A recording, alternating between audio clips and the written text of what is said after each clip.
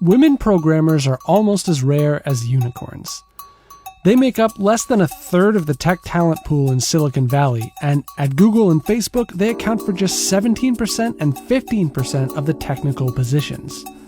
And while you've heard about the tech industry's diversity problems, you've probably also heard of the talent pipeline issue, where recruiters look for candidates in the usual institutions, MIT, Stanford, places like that, and thereby create the illusion of a skills shortage. So, where can we find more female developers?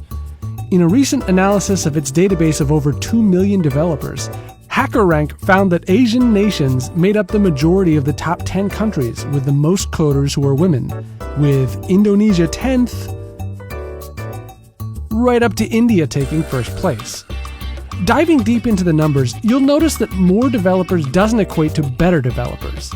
Female coders from India ranked 9th when it came to algorithmic challenges and programming tests, while those from Singapore and China scored higher.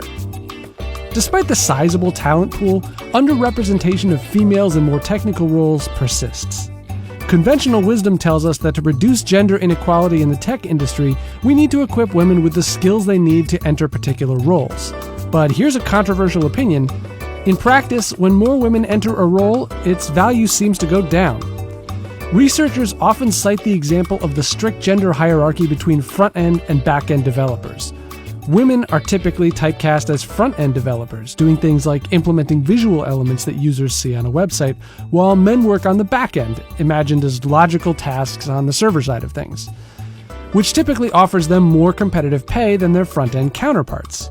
Front-end jobs are easier for women to obtain, but some view them as feminized jobs that are less prestigious.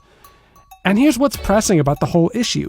The labor market develops its own circular logic. Women are front-end developers because they appear eager to assume these roles, and we know this because women are front-end developers, and so it keeps going. The question is, what comes next? Marie Hicks, a computer historian, puts it this way. The pipeline is not the problem. The meritocracy is the problem. The idea that we'll just stuff people into the pipeline assumes a meritocracy that does not exist.